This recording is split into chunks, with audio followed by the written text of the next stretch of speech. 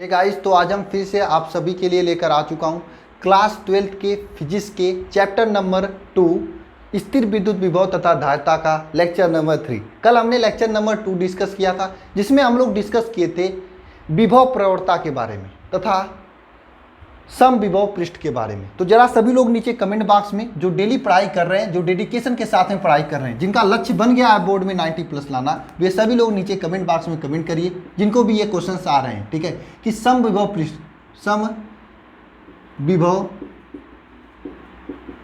पृष्ठ में विभवांतर का मान क्या होता है। सम विभव पृष्ठ में विभवांतर का मान क्या होता है। किसी सम विभव पृष्ठ के लिए विभवांतर का मान क्या होता है, कल मैंने आपको बताया था। दूसरा क्वेश्चन आपको बताना है कि विभव प्रवणता का सूत्र, यह आपको लिखकर बताना है कमेंट बॉक्स में। विभव प्रवणता का मात्रक लिख लेना,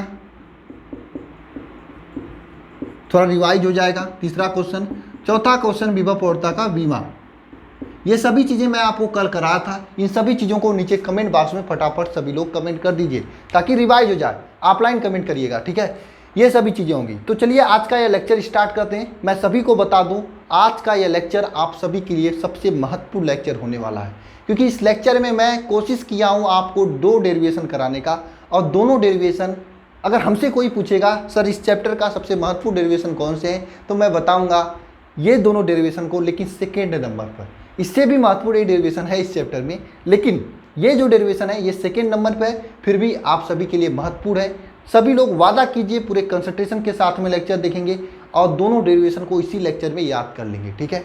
ये तो हो गई लेक्चर की बात। दूसरी बात, जो स्टूडेंट अभी से अपना लक्ष्य बना दिए हैं 90+ लाना है, जो स्टूडेंट अभी से डेडिकेशन के साथ में पढ़ाई करने स्टार्ट कर दिए हैं, तो सभी लोग डेली क्लास लीजिए और डेली की क्लास में प्रेजेंटेशन लिखिए, क्योंकि एक क्लास लेकर आप कभी बोर्ड में टॉप नहीं कर सकते हैं। आपको टॉप करने के लिए पूरा सिलेबस पढ़ना पड़ेगा, प्रैक्टिस करनी पड़ेगी, असाइनमेंट टेस्ट लगाने पड़ेंगे, DPP लगाना पड़ेगा, यानी डेली प्रैक्टिस पेपर लगाना पड़ेगा। ये सभी चीज़ें करोगे तो आप टॉपर बन सकते हो, अच्छे परसेंटेज आ सकता है, और जो करते हैं उनका आता भी है।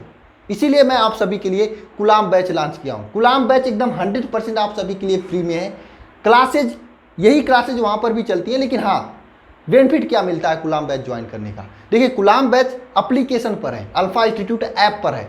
वहाँ पर आपको असाइनमेंट टेस्ट देने का मौका मिलता है। जैसे ही 2-3 चैप्टर कंप्लीट होगा, मैं वहाँ पर आपका असाइनमेंट टेस्ट लेने लगूंगा, तो बेनिफिट होगा, आप टेस्ट दोगे। दूसरी बात, पूरी क्लास का PDF एक साथ आपको मिलेंगी एक जगह पर, आपको इधर उधर भागना नहीं पड़ेगा, ठीक है।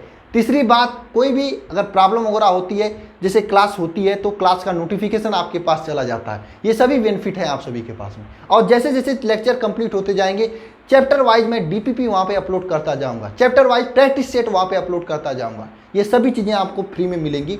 जाकर कुलाम बैच को ज्वाइन कर लीजिए। कैसे ज्वाइन करना है सर? देखिए, वैसे तो काफ़ी स्टूडेंट ज्वाइन कर चुके हैं, आपको वैसे ज्वाइन करना है। नीचे डिस्क्रिप्शन में लिंक मिल जाएगा एक वीडियो का, जिसमें मैं बताया हूँ कैसे ज्वाइन करना है। आप जाकर देखिए, ज्वाइन कर हो जाइए। अगर फिर भी कोई प्रॉब्लम आती है तो ये नंबर है, व्हाट्सएप नंबर, इस नंबर पर आप लोग लिख कर भेज देना, सर मुझे कुलाम बैच में ज्वाइन होना है। टीम आपको बता देगी कैसे ज्वाइन करना है, ठीक है। या फिर इसी नंबर पर टेलीग्राम कर देना, वहाँ पे मैं आपको बता दूंगा कैसे आपको ज्वाइन करना है। दूसरी बात, सभी क्लास के PDF को आप जरूर पढ़िए। PDF आपको कहाँ पर मिलेगी? इस कुलाम बैच में मिल जाएगी, या फिर टेलीग्राम चैनल पर भी मैं PDF दे देता हूँ, टेलीग्राम ग्रुप में भी मैं PDF दे देता हूँ। जाकर आप सभी लोग PDF को डाउनलोड करके पढ़ाई कीजिए, क्योंकि वहाँ पे मैं क्वेश्चन भी प्रैक्टिस करने के लिए दिया रहता हूँ, ठीक है। तो चलिए आज का ये क्लास स्टार्ट करते हैं, ठीक है। चलिए, ये चारों क्वेश्चंस का जवाब सभी लोग लिख लिए ना। देखिए, ऐसे लिखने से क्या होता है, रिवाइज हो जाता है। पिछला लेक्चर पूरा रिवाइज हो गया होगा, ठीक है। चलिए, आज का सबसे पहला पॉइंट है, मैं आपको बताया था फर्स्ट लेक्चर में, किसी एकल बिंदु की कारण विद्युत विभव क्या होता है।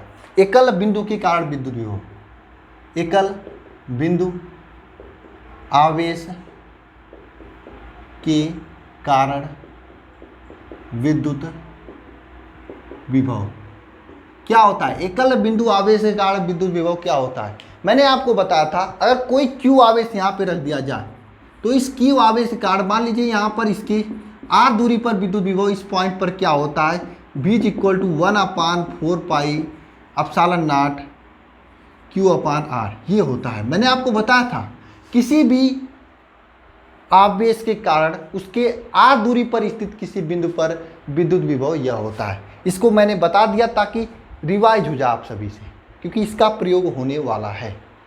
ठीक है, इसे आप लोग जान लीजिए। ठीक है, अब हम लोग आज का जो महत्वपूर्ण डेरिवेशन है उसको जानते हैं। ये तो आपका बिंदु आवेश के कारण विद्युत विभव हो गया। सबसे पहले सबसे महत्वपूर्ण डेरिवेशन की ओर चलते हैं। क्या है डेरिवेशन? डेरिवेशन है कि विद्युत द्विध्रुव के कारण विद्युत विभव, विद्युत द्विध्रुव के कारण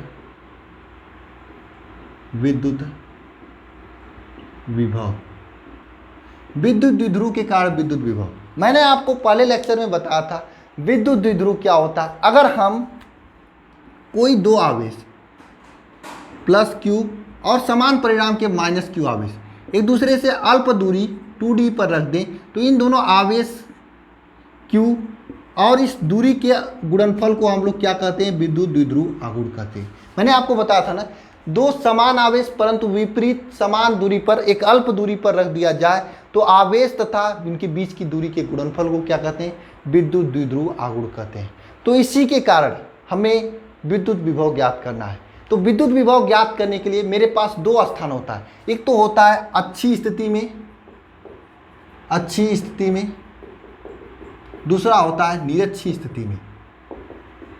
कहीं कहीं आपको स्थिति में, आपको नाम सुना सुना लग रहा है। हाँ, पहले लेक्चर में मैं आपको बताया था फर्स्ट चैप्टर में अच्छी स्थिति में तथा निरक्षी स्थिति में विद्युत क्षेत्र निकाले हो। सिमिलरली कंसेप्ट यहाँ पर भी है, वैसे ही निकालना है, परेशान नहीं होना, आपको आ जाएगा। तो विद्युत द्विध्रुव के कारण विद्युत विभव दो बिंदुओं पर निकलता है, एक तो अच्छी स्थिति में निकलता है, दूसरा निरक्षी स्थिति में निकलता है। अगर ये कोई विद्युत द्विध्रुव है, इसके कारण अच्छी स्थिति में विद्युत विभव क्या होता है, अगर इसी के जस्ट लाइन पर यहाँ पे कोई बिंदु P रख दें, इस बिंदु P पर अगर आपको विद्युत विभव ज्ञात करना हो तो इसे कहेंगे अच्छी स्थिति। मान लीजिए यह बिंदु P ऊपर यहाँ पे चला जाए तो ऐसे ऊपर चला जाएगा, इसे कहेंगे निरक्षीय स्थिति। इसे इस बिंदु P को कहेंगे अच्छी स्थिति। बात समझ में आई आप लोगों को? अच्छी स्थिति किसे कहते हैं, निरक्षी स्थिति किसे कहते हैं? ऊपर यहाँ पे कोई बिंदु है तो इसे कहेंगे निरक्षी स्थिति, यहाँ पे कोई बिंदु है इसे कहेंगे अच्छी स्थिति। बात समझ में आई? अच्छी स्थिति किसे कहेंगे, इसके जस्ट लाइन में होगा तो इसे कहेंगे अच्छी स्थिति, ऊपर कहेंगे तो निरक्षी स्थिति। तो सबसे पहले हम लोग अच्छी स्थिति में ज्ञात करेंगे, उसके बाद निरक्षी स्थिति में ज्ञात करेंगे। तो सभी लोग हेडिंग कर लीजिएगा। हेडिंग क्या करेंगे सभी लोग हेडिंग करिएगा, विद्युत द्विध्रुव के अच्छी स्थिति में विद्युत स्थित किसी बिंदु पर विद्युत विभव। ठीक है, ये पॉइंट समझ में आया ना अच्छी निरक्षी स्थिति का? हेडिंग करिएगा, विद्युत द्विध्रुव के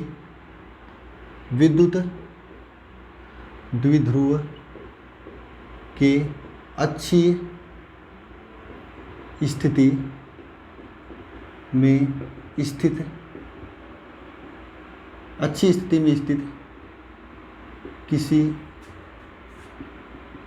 बिंदु पर विभव। समझ में आ रहा नहीं ये क्या लिखा हूं मैं, राइटिंग सही नहीं है। विद्युत द्विध्रुव के अच्छी स्थिति में स्थित किसी बिंदु पर विभव। ठीक है, कैसे ज्ञात करेंगे? मान लेते हैं ये कोई विद्युत द्विध्रुव है, यह है आपका AB। ठीक है, इसकी लंबाई क्या है आपके सामने 2L है, इसकी लंबाई 2L है। तो लिखते चलेंगे, यहाँ पर ये लिखना भी जरूरी होता है। माना एक विद्युत द्विध्रुव है जिसकी लंबाई क्या है, 2L है। ठीक है, जिसकी लंबाई 2L है। यहाँ पे देखिए एक प्लस क्यू आवेश रखा, माइनस क्यू आवेश रखा है। यहाँ पे देखिएगा आप सभी के सामने ये माइनस क्यू आवेश रखा है और ये प्लस क्यू आवेश रखा है। ठीक है, और इसके मध्य बिंदु क्या है, ये O है।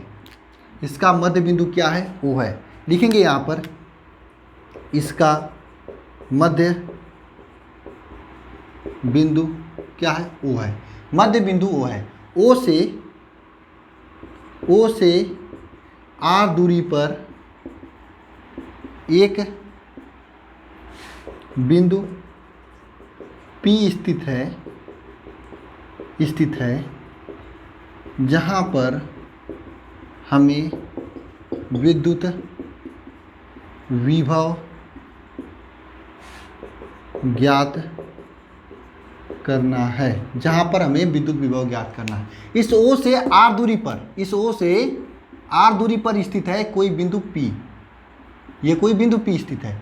इसी बिंदु P पर हमें क्या ज्ञात करना है, विभव ज्ञात करना है। तो इस O से R दूरी पर है, तो जरा बताइए इस प्लस Q आवेश से कितना दूरी पर होगा। देखिए आपके सामने ध्यानपूर्वक देखिएगा, यह पूरा AB की लंबाई 2L है, तो हम ये लिख सकते हैं AO की लंबाई L और इतना AO की लंबाई L, क्योंकि ये मध्य बिंदु है ना, मध्य बिंदु दोनों साइड L होगा तो ये 2L हो जाएगा। जरा सोचिए यहाँ से यहाँ तक की दूरी R है, तो हमें यहाँ से यहाँ तक की दूरी ज्ञात करना है, तो यहाँ से यहाँ तक की ये दूरी L ज्ञात करेंगे, हटा देंगे तो आपका ये दूरी निकल जाएगा R माइनस L निकल जाएगा, ठीक है, निकल जाएगा। तो B यह प्लस Q से P की दूरी क्या है, R माइनस L है।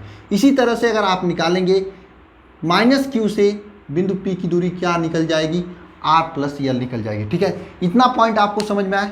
ये मैंने एक विद्युत द्विध्रुव माना हूँ जिसकी लंबाई 2L है, इसके मध्य बिंदु O है और O से R दूरी पर एक बिंदु P स्थित है जहाँ पर विद्युत विभव ज्ञात करना है। केवल आपको इतना ही लिखना है, ठीक है। तो आप लोग लिखोगे यहाँ पर प्लस Q आवेश के कारण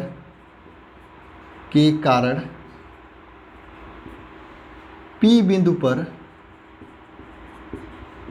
विभव, प्लस Q आवेश के कारण P बिंदु पर विभव क्या होगा।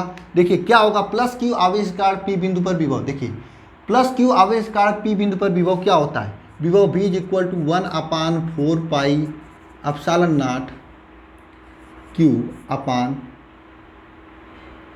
R माइनस L, ये होगा R माइनस L, यही होगा ना। इसको समीकरण नंबर 1 मानते हैं। अब इसी तरह से हम यहाँ पर मानेंगे कि माइनस Q आवेश के कारण P बिंदु पर विभव, माइनस Q आवेश के कारण P बिंदु पर विभव, इस माइनस Q A बिंदु से P बिंदु तक की दूरी क्या है, R प्लस L है। तो क्या हो जाएगी, विभव V = 1/4 pi epsilon naught minus Q अपान R प्लस L, ये हो जाएगा। इसको समीकरण नंबर 2 मानते हैं। अब हमें क्या करना है, यहाँ पर इस P बिंदु पर दोनों आवेश के कारण विभव ज्ञात करना है। यहाँ पे आप V1 लिख दीजिए, इसे V2 लिख दीजिए, दोनों आवेश के कारण आपको विभव ज्ञात करना। तो V = क्या हो जाएगा, V1 plus V2, V1 plus V2 दोनों को जोड़ देंगे, ठीक है। क्या हो जाएगा, V = क्या हो जाएगा, V1 का वैल्यू क्या है, ये क्या है 1/4 पाई एप्सिलॉन नॉट Q अपान R प्लस L है, ये V का वैल्यू है, ठीक है। V1 का value plus 1/4 pi epsilon naught minus Q अपान R माइनस L, ये आपका किसका वैल्यू है, V2 का वैल्यू है। दोनों को जोड़ेंगे तो V = क्या हो जाएगा, 1/4 पाई एप्सिलॉन नॉट। देखिए यहाँ पर भी है, यहाँ पर भी है, Q यहाँ पर भी है, Q यहाँ पर भी है, बस यहाँ पे माइनस Q है तो ये प्लस माइनस से माइनस हो जाएगा।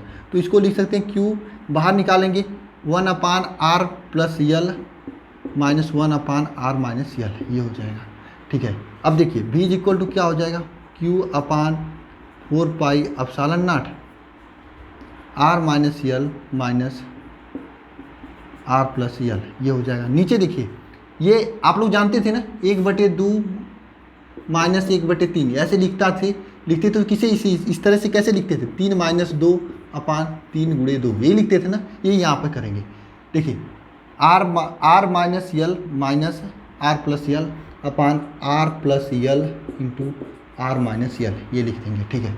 आपको मालूम होगा, आप ये फार्मूला पढ़े होंगे क्या, R minus L into R plus L = R² minus L², ये फार्मूला पढ़े कि नहीं पढ़े होंगे, ठीक है। तो ये फार्मूला यहाँ पे R² माइनस L² हो जाएगा। दूसरी बात ये देखिए, ये आपका जब ये कोष्टक खुलेगा ये माइनस R से माइनस R हो जाएगा, ये आपका ठीक है, ये आपका प्लस यल हो जाएगा। ठीक है, तो यहाँ पर देखिए फाइनली क्या हो जाएगा, B इज इक्वल टू हो जाएगा यहाँ पे, सॉरी यहाँ पे देखिए प्लस क्यू आविष्कार R माइनस यल था और यहाँ पे R प्लस यल था, ये गलती हो गई है। ठीक है, तो यहाँ पर आपका आ जाएगा R प्लस यल, यहाँ पे आ जाएगा R माइनस यल। बात समझ में आ रही है? ये यहाँ पे वैल्यू देखिए R माइनस यल है, मैंने R प्लस यल लिख दिया था।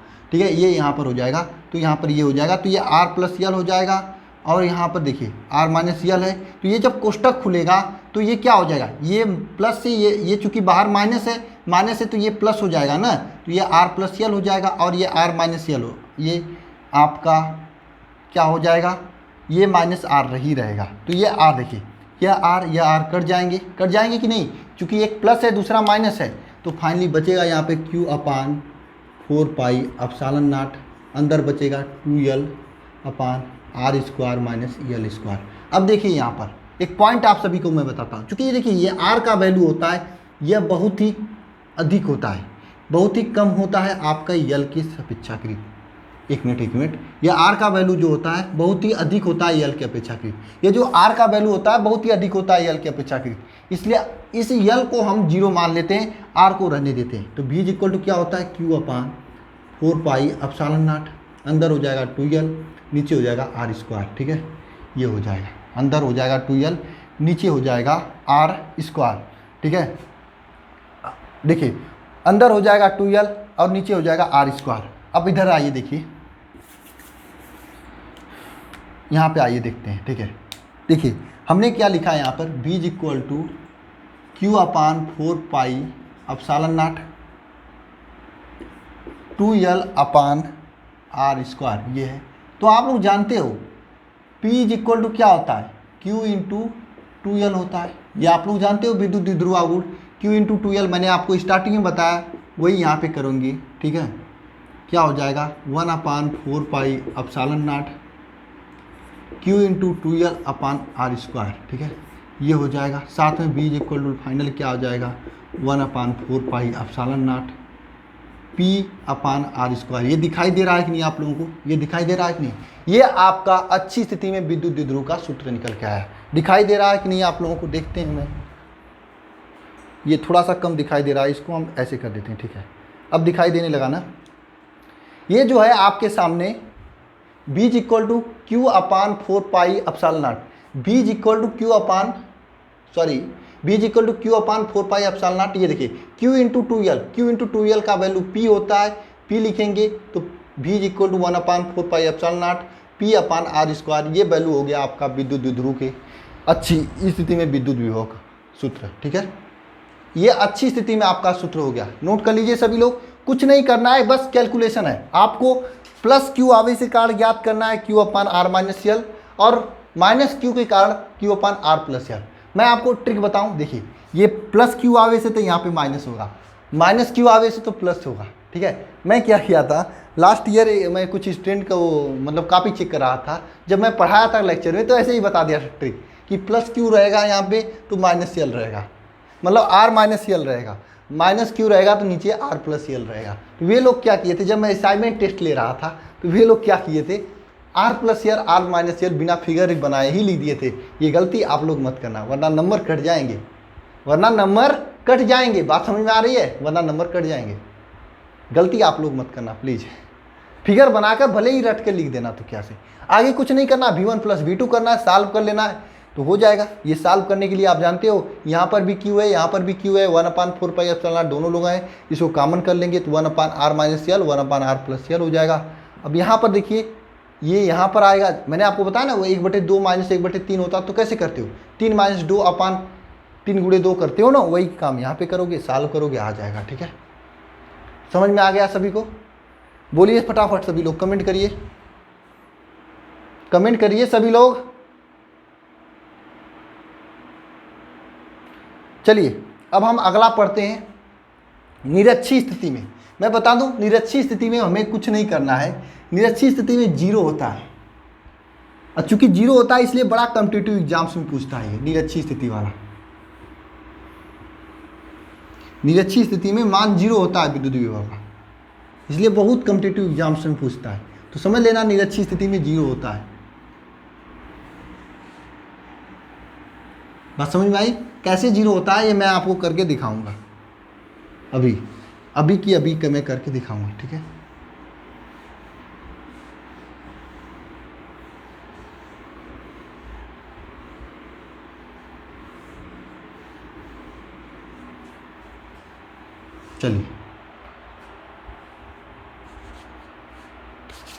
चलिए यहाँ पे लिखेंगे अच्छी स्थिति की जगह निरक्षीय स्थिति कर दीजिए।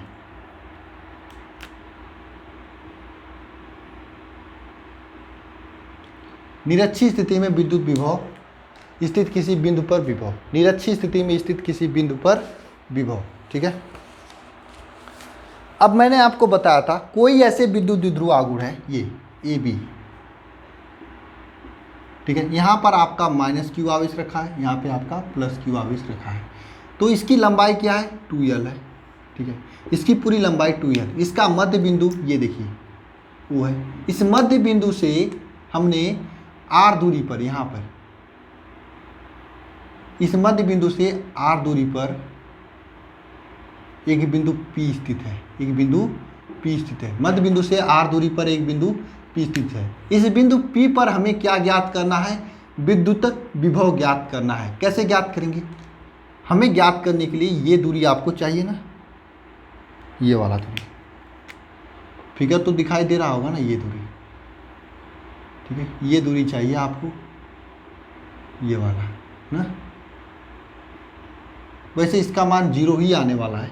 आइए देखते हैं कैसे। चलिए इसको सबसे पहले स्टेटमेंट लिख देते हैं। माना एक विद्युत द्विध्रुव AB जिसकी लंबाई क्या है? इसकी लंबाई क्या है? 2l है। ये लिखना पड़ेगा आपको एग्जाम में, नहीं लिखेंगे तो नंबर नहीं मिलेगा। माना एक विद्युत द्विध्रुव AB जिसकी लंबाई 2l है, ठीक है। जिसका मध्य बिंदु क्या है? O है, ठीक है। मध्य बिंदु O से r दूरी पर निरक्षीय स्थिति में बिंदु P स्थित है। निरक्षीय स्थिति में बिंदु P स्थित है, जहाँ पर विद्युत विभव ज्ञात करना है। मैंने यहाँ पे क्या लिखा? मैंने यहाँ पर यही लिखा है कि एक विद्युत द्विध्रुव AB रख लिया हूँ जिसकी लंबाई क्या है? 2l है। इसका मध्य बिंदु क्या है? O है। और मध्य बिंदु O से r दूरी पर निरक्षीय स्थिति में एक बिंदु P स्थित है, जहाँ पर विद्युत विभव ज्ञात करना है। जहाँ पर क्या ज्ञात करना है? विद्युत विभव ज्ञात करना है। जहाँ पर क्या ज्ञात करना है? विद्युत विभव ज्ञात करना है, ठीक है। कैसे ज्ञात करेंगे? सबसे पहले हम इस -q आवेश के कारण बिंदु P पर विद्युत विभव ज्ञात करेंगे। उसके बाद +q आवेश के कारण बिंदु P पर विद्युत विभव ज्ञात करेंगे। अब फिर दोनों को जोड़ देंगे, आपका विद्युत विभव ज्ञात हो जाएगा। सबसे पहले लिखेंगे -q आवेश के कारण बिंदु P पर विभव, -q आवेश के कारण बिंदु P पर विभव, -q आवेश के कारण बिंदु P पर विभव। ये -q आवेश है, इसके कारण इस बिंदु P पर विभव आपको ज्ञात करना है। कैसे ज्ञात करेंगे? आपको मालूम है V = फार्मूला होता है 1/4 पाई एप्सिलॉन नॉट -q अपान इनके बीच की दूरी। ये बीच की दूरी क्या है? AP है, AP लिखेंगे, ठीक है। इसी तरह से अब हम क्या करेंगे? +q आवेश के कारण बिंदु P पर विभव ज्ञात करेंगे। +q आवेश के कारण बिंदु P पर विभव, +q आवेश के कारण बिंदु P पर विभव क्या होगा? V = होगा 1/4 पाई एप्सिलॉन नॉट +q अपान BP, +q अपान BP। देखिए -q आवेश के कारण बिंदु P पर विभव क्या होता है? 1/4 पाई एप्सिलॉन नॉट -q अपान AP। +q आवेश के कारण बिंदु P पर विभव क्या होगा? V = 1/4 pi epsilon naught +q अपान BP, ठीक है। ये हो जाएगा +q आवेश के कारण और -q आवेश के कारण विद्युत विभव, ये दोनों चीज़ आपको दिखाई दे रहा है ना। चलिए आगे हम क्या करते हैं, इस एपीबीपी का वैल्यू ज्ञात करते हैं। अब एपीबीपी का वैल्यू कैसे ज्ञात करेंगे, आपको मालूम है यह त्रिभुज क्या है, समकोण त्रिभुज है, और ये आप स्पष्ट होंगे कि यह एपी का वैल्यू बीपी के बराबर होगा। स्पष्ट है ना, कैसे बराबर होगा, सबसे पहले हम लोग लिखेंगे पाइथागोरस प्रमेय से, पाइथागोरस प्रमेय से। पाइथागोरस प्रमेय क्या होता है, कर्ण का स्क्वायर इज इक्वल टू लंब का स्क्वायर प्लस आधार का स्क्वायर। देखिए ये क्या है, एपी कर्ण है तो एपी कर्ण का स्क्वायर एपी का स्क्वायर हो जाएगा इज इक्वल टू लंब क्या है, ये आर है, लंब क्या है आर का स्क्वायर, और ये देखिए आधार क्या है एओ, और आधार एओ क्या है, देखिए पूरी लंबाई 2l है, क्योंकि इसकी मध्य बिंदु ओ है तो ये लंबाई क्या हो जाएगी यल हो जाएगी, यल प्लस यल तो क्या हो जाएगा यल स्क्वायर। ठीक है, तो एपी का वैल्यू क्या आ जाएगा यहाँ से under root r square plus l square, ये आपका एपी का वैल्यू हो जाएगा। बात करते हैं बीपी का वैल्यू। ठीक है, यहाँ पर ही बात कर लेते हैं बीपी का वैल्यू, इसी फार्मूला से हम लगाएंगे बीपी का वैल्यू। बीपी का स्क्वायर इज इक्वल टू क्या हो जाएगा, बीपी का स्क्वायर इज इक्वल टू क्या हो जाएगा, ये दूरी आपको मालूम है, ये चूंकि ओ मध्य बिंदु है और ये पूरी लंबाई 2l है तो ए से यल, ये लंबाई यल होगी और ये भी लंबाई यल होगी, तभी तो ये 2l होगा ना। बात समझिए, ये पूरी लंबाई ए बी 2l है तो एओ की लंबाई क्या होगी यल होगी, ओ बी की लंबाई क्या होगी यल होगी, तभी तो ये 2l होगा ना। तो ये O B is equal to क्या हो जाएगा 2l, जो कि इसके लिए आधार हो गया, यल स्क्वायर हो जाएगा। ठीक है, और ये लंब क्या हो जाएगा आर हो जाएगा, आर स्क्वायर। तो बीपी का वैल्यू क्या हो जाएगा यहाँ से under root r square plus l square, ये बीपी का वैल्यू हो जाएगा बीपी का वैल्यू। ठीक है, अब ये एपी और बीपी का वैल्यू यहाँ पे रखेंगे। रखने से पहले हम लोग जानते हैं कि विभव V इज इक्वल टू क्या हो जाएगा V1 प्लस V2, इसको हम V1 मान लेते हैं, इसको V2 मान लेते हैं, दोनों जोड़ेंगे तभी तो P बिंदु पर विभव आएगा, दोनों को ऐड करेंगे तभी तो P बिंदु पर विभव आएगा। देखिए यह भी यहाँ पे ऐसे विभव मार रहा है और यह भी विभव मार रहा है, दोनों जुड़ेगा तभी तो आएगा। आइए दोनों जोड़ते हैं। V1 का वैल्यू क्या आ जाएगा 1/4 pi epsilon naught minus q upon AP, AP का वैल्यू क्या है under root r square plus l square. ठीक है, प्लस यहाँ पे क्या हो जाएगा 1/4 पाई एप्सिलॉन नॉट, बीपी का वैल्यू क्या है q upon under root r square plus l square. यह आपका एपी का वैल्यू है, यह आपका बीपी का वैल्यू है। क्योंकि देखिए एक प्लस है दूसरा माइनस है, देखिए ये क्या है प्लस है ये माइनस है, दोनों क्या हो जाएंगे आपस में कट जाएंगे, तो भी का वैल्यू क्या आ जाएगा 0 हो जाएगा। यानी कि निरक्षीय स्थिति में विद्युत विभव क्या होता है शून्य होता है, और महत्वपूर्ण है आप सभी के लिए, ये महत्वपूर्ण है। दोनों डेरिवेशन आपको समझ में आया कि नहीं आया, एक एक बार अपने से लिख कर देखिएगा आपको समझ में आ जाएगा। ठीक है, तो आज की इस लेक्चर में बस इतना ही, मिलते हैं नेक्स्ट लेक्चर में। जय हिंद आप सभी के लिए। ठीक है, और सभी लोग डेली की डेली प्रैक्टिस करते रहिए, पढ़ते रहिए। ठीक है, गुलाम बैच में ज्वाइन हो जाइए। ठीक है।